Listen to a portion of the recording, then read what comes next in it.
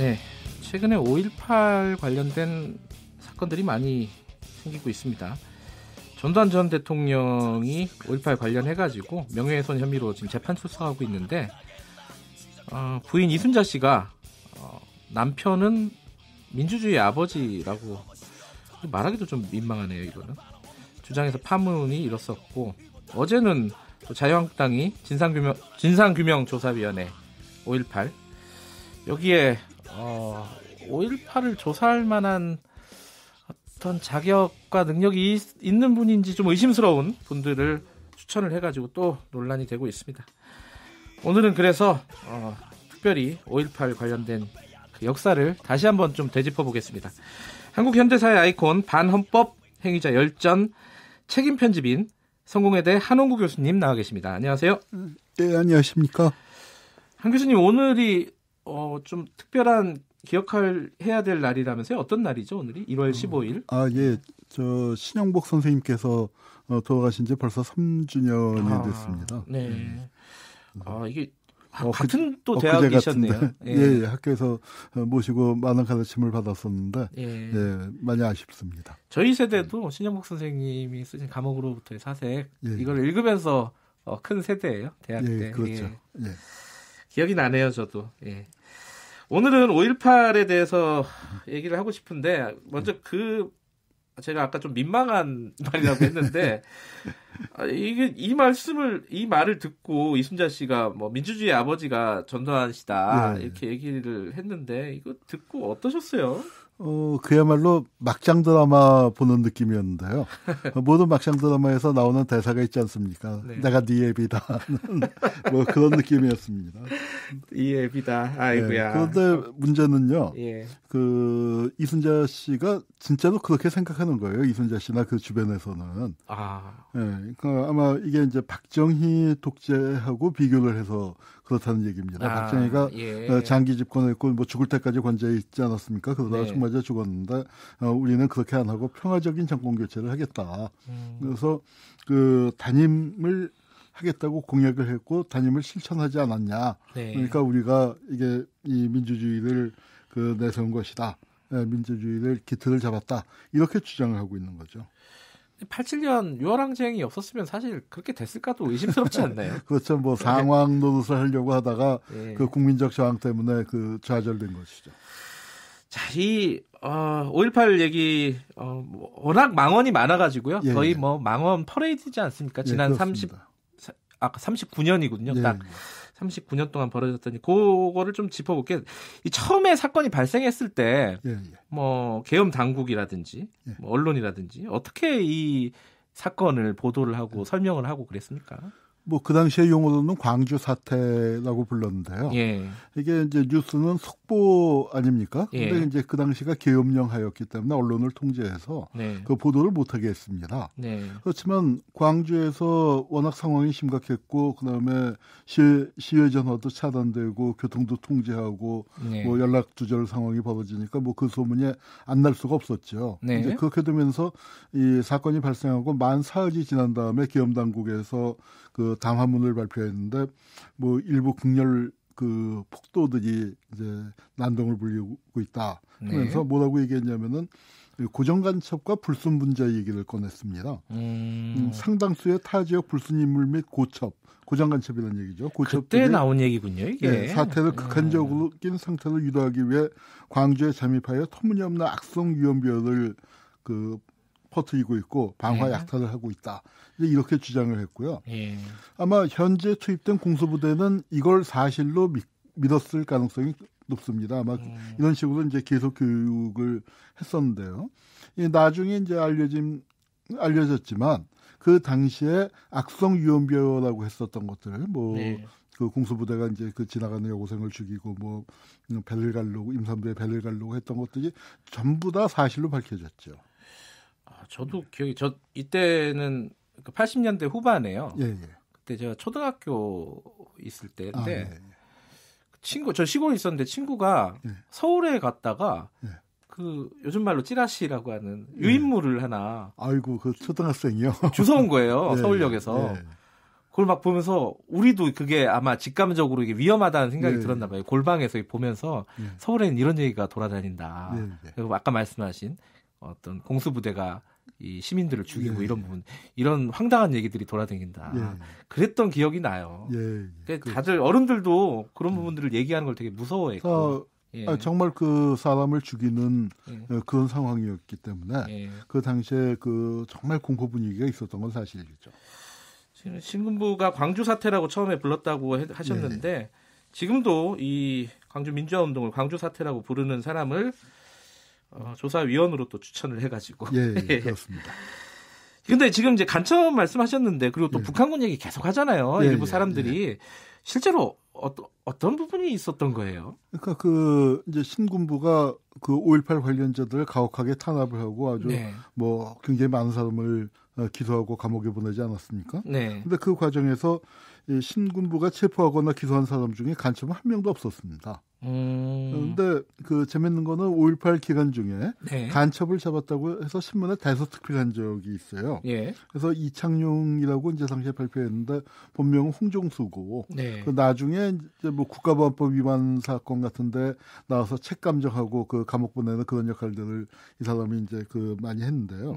이 홍종수라는 사람은 난파 간첩은 맞아요. 확실하게 그거는 난파 간첩이라는 것은 맞습니다. 흔히 얘기하는 조작 간첩은 아닌데.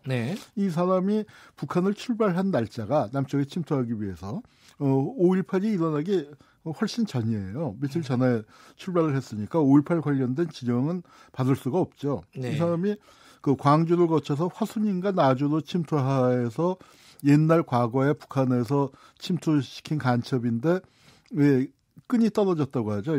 연계가 끊어진.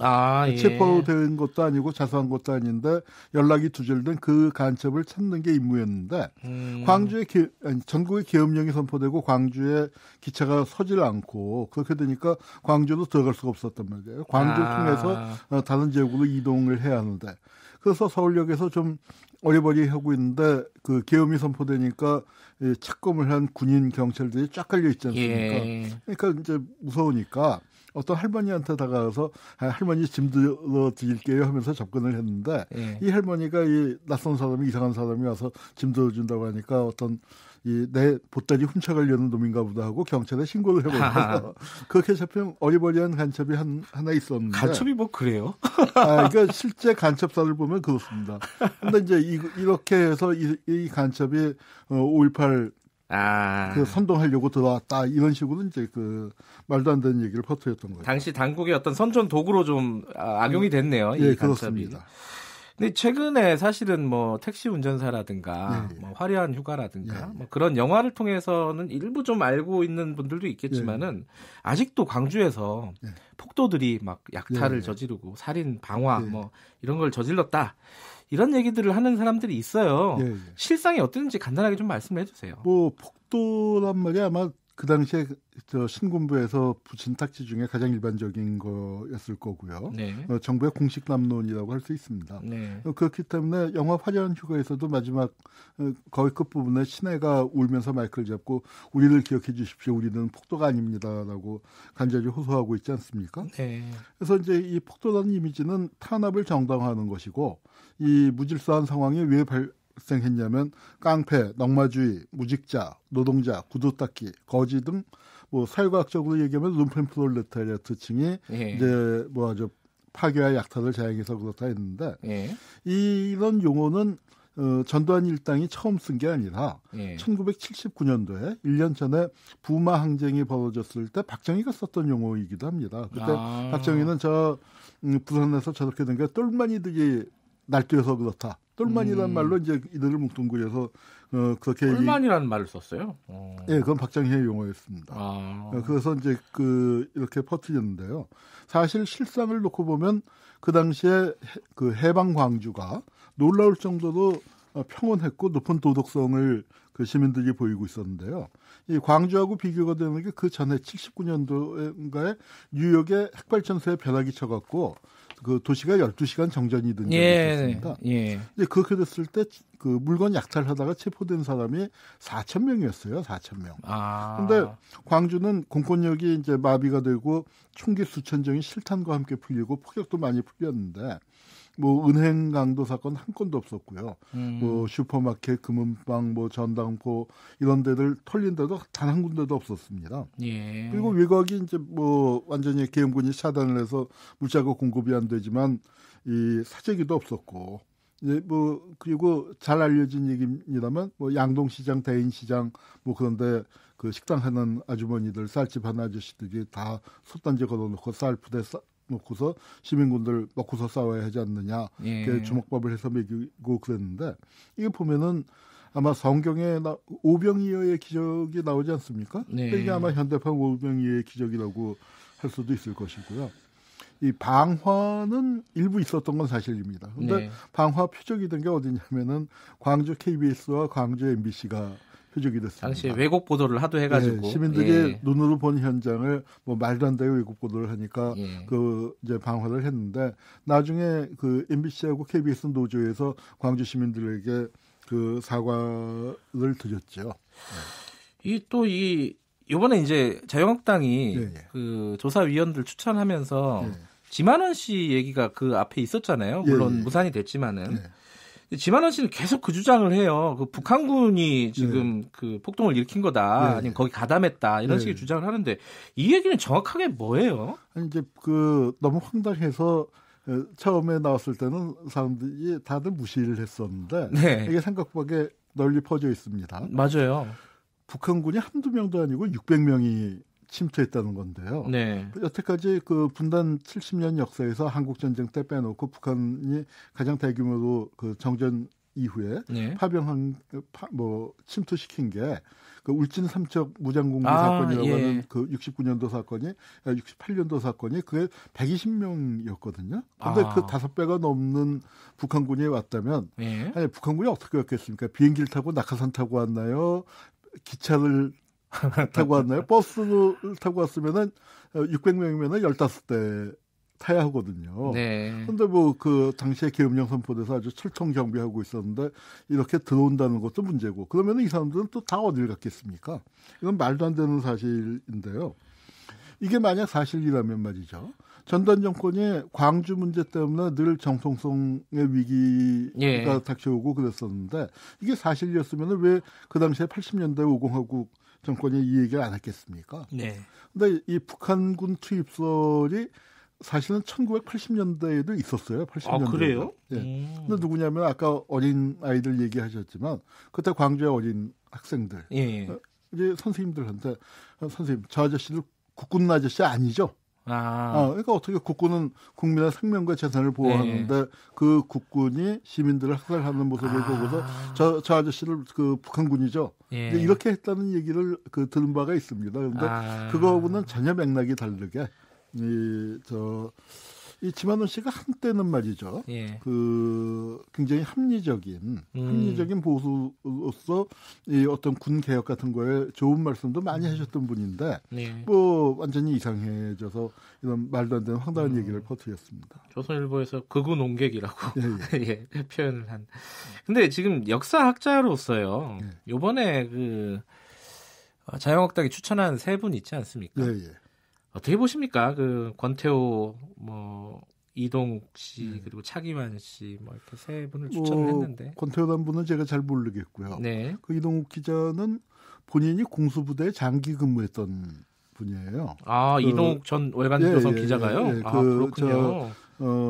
조갑제의 뭐 박정희 이야기 뭐 그거의 상당 부분을 사실은 이동욱 기자가 썼죠. 그런데 이 5.18 나름 뭐 취재력도 있고 그렇지만 그 이 5.18과 관련해서는 너무 좀 황당한 그들 그 96년도 이제 96년도라는 게 어떤 시점이냐면 김영삼 정권이 들어와서 전두환 노태우에 대한 처벌 얘기가 강력하게 제기되고 있을 때 그러니까 이제 그 일련의 과정을 거쳐서 성공한 쿠데타는 처벌할 수 없다 뭐 그런 얘기 나오고 그럴 무렵에 식의 아주 황당한 그 기사를 월간조선에 썼었고요. 차기환 이런 분은 뭐 이런 조사위원회에 단골 손님으로 등장을 하는 분 같은데 세월호 조사에 세월호 때 아예 그 진상규명위원회로 들어가서 진상규명을 막아서 유가족들에게 고발까지 당했던 분인데 이 광주에 대해서 그 무슨 뭐 연구를 한 것도 아니고 전문성이 있는 것도 아닌데 여기다가 그 내세운 거는 또 가서 그 이 진상규명위원회 제대로 작동 못하도록 막아라 하는 특명을 준 거라고밖에는 볼 수가 없죠.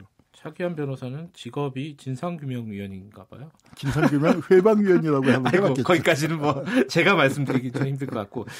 그 첫 단추부터 이렇게 됐는데 좀 힘들 것 같아요. 어떻게 보세요, 이게 진상규명위원회? 글쎄요, 그 조사받아야 할 자들이 그 조사위원으로 들어간 상황이 아닌가 생각이 들고요.